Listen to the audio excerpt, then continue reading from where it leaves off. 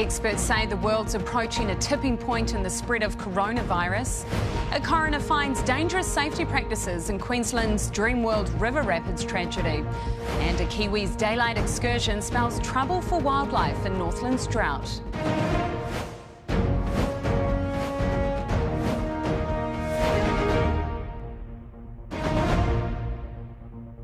Kia ora, good evening. Health experts say the world's fast approaching a tipping point in the spread of coronavirus. Globally, there are nearly 80,000 cases, with major outbreaks sweeping Italy and Iran. And here, the ban on foreign travellers arriving from mainland China has been extended. Edward O'Driscoll reports.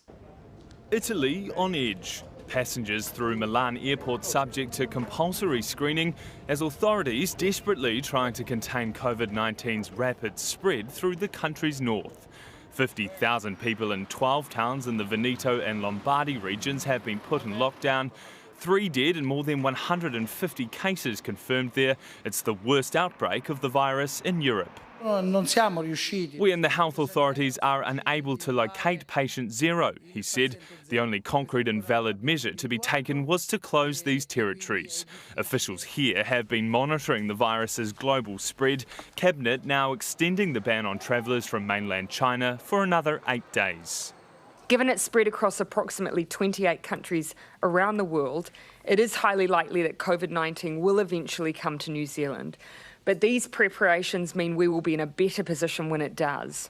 The Ministry of Health is looking into other border controls too and is seeking urgent advice from its technical advisory group. On whether we should extend, in the first instance, our case definition for a suspected case to take in some of those areas where we've seen that big increase in cases over the weekend. Areas including South Korea, which is now on the highest level of alert as the official case count reaches 602 with 6 deaths. Machines checking body temperatures along with bottles of sanitizer, a common sight, a small weapon in the fight against the virus. In the UK, passengers arrived yesterday after being evacuated from the Diamond Princess, docked off Yokohama in Japan. Yet 24 hours after they went into a British quarantine centre, 4 of the 32 on board have tested positive. Questions are now being asked about how effective the ship's quarantine measures were and whether doctors have been wrong about the length of isolation needed. And it may be that for some people 14 days is long enough, for others it isn't, and that's the difficulty because we haven't really had the chance to study this disease for long enough. It's a very new disease. Iran's government is scrambling to contain an outbreak there.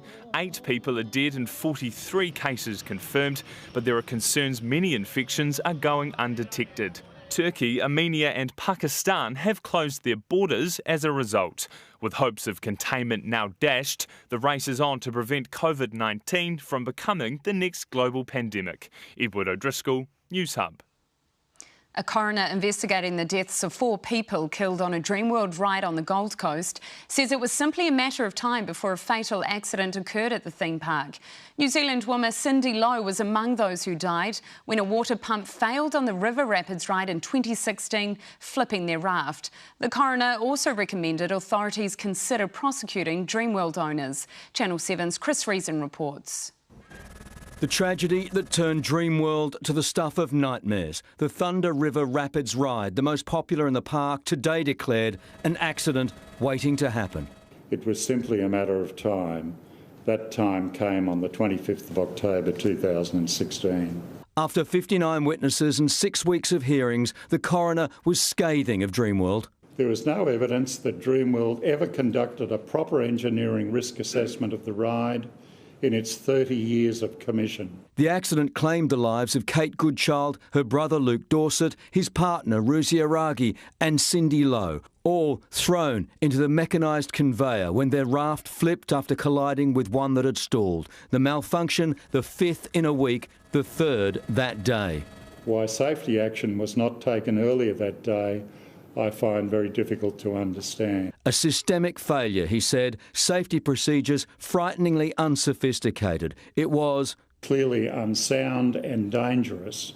He's now referred parent company Ardent Leisure to the Industrial Relations Office for possible prosecution. Safety is the team's #1 priority, and they are proactively focused on continuous improvements.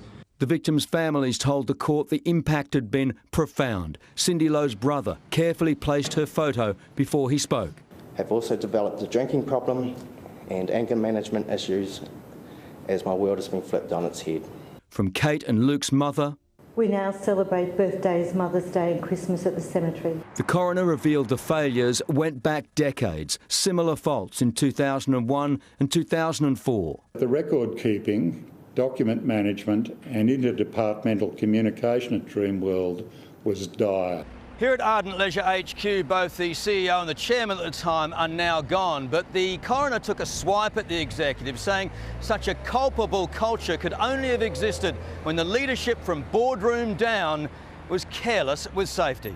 He's also called for more experienced ride engineers and improvements to compliance testing. Too late for the grieving families. We will never be whole again. To say that we love them is trite. We adore them. I could write you 1,000 impact statements, but I still couldn't relay to you the terrible grief and loss of my beautiful daughter. 3 years on, and now the wait to see if charges will be laid. The Prime Minister is expected to push harder than ever when she meets Scott Morrison in Sydney this week about the devastating impact on New Zealand of their criminal deportees. Ardern will lay out the data and devastation caused by Australia's deportation policy, and Abracewell Worrell reports. Whakaari, White Island, the Christchurch terror attack, bushfires, coronavirus. Shared tragedies that have kept Jacinda Ardern and Scott Morrison on each other's speed dial. Pierre Morrison just dialing in as we speak. That closer contact means tough issues can be discussed, like Australia's policy of deporting Kiwis who commit crimes or who have gang ties. Ardern's planning to push harder with Morrison than ever against deportations, spelling out the harm Australian gangs are causing in New Zealand. In friendships, there will sometimes be issues that can be corrosive. Deportation policy continues to be one of those issues for New Zealand. But despite going in hot on deportations and gangs, she's completely avoiding the issue that ignited Australia during the bushfires: climate change. Tell the Prime Minister to go and get... Australia dragged out discussions at the Pacific Islands Forum last year, reluctant to commit to emissions reductions. No plans to raise climate change. It wasn't that long ago that we spent the better part of 12 hours debating that and discussing it. And in Fiji, Ardern won't commit to raising human rights concerns with Prime Minister Frank Bainimarama either. Just last year, 3 New Zealand journalists were arrested in Fiji filming a news story. Will you be raising any human rights concerns? Again, I don't. We'll be spending a lot of time together, and I don't predetermine absolutely everything that we discuss. But I am certain that there will be issues like, for instance, upcoming elections. Jacinda Ardern is picking her battles, and deportation is at the top of the list. But in the wake of the bushfires, Australia is talking about climate change like never before. It would be the perfect opportunity for Ardern to put up a fight for what she's called her nuclear-free moment. Anna Bracewell-Worrell, Newshub. Beneficiaries are about to receive a cash boost to their weekly income, but it's less than what was recommended by the government's Welfare Working Group. On April 1st, main benefit recipients will get a 3% rise instead of the usual 1.6%, as the government's decision to link rates to the average wage comes into effect. Solo parents will now receive just over $10 more a week, and a single disabled person will get about $8 extra. The Welfare Advisory Group recommended a wholesale benefit increase of up to 47%, which the government has not done. The government's introducing laws to crack down on vaping, introducing legislation to limit access to and sale of the products. It wants a ban on advertising and sale to under 18s, while also preventing people from using e-cigarettes in smoke-free areas. The bill, which has been supported by National, is expected to enter its second reading later this year. Pictures of a Kiwi venturing out in the Northland sunshine are causing an online buzz, but Doc says it's not a good sign. The Department of Conservation says it shows that dehydrated birds are struggling to survive the heat. Lisette Raymer reports. Oh my God. 2 Kiwis out and about in the summer sun. One very excited hiker and one very dehydrated bird. I walked past this little brown thing ducking around in the water and I was like, oh, cool, a weka.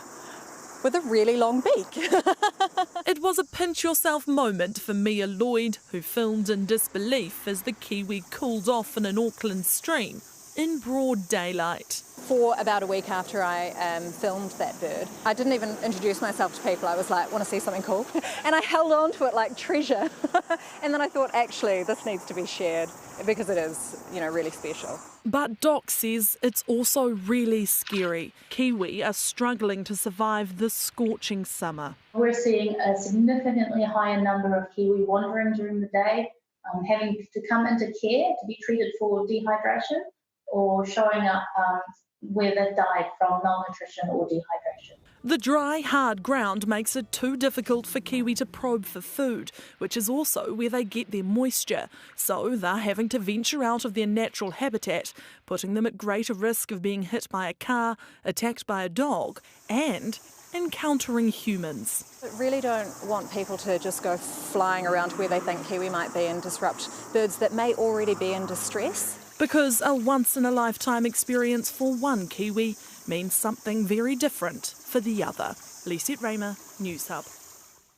Well, still to come on Newshub late, we catch up with Māori thrash metal band Alien Weaponry, plus a hero's welcome for Donald Trump in India, complete with a new wall. And in sport, the Black Caps are heading for the top of the world after beating the best. Tomorrow, join Jeremy, Jesse and Kanoa on The Project.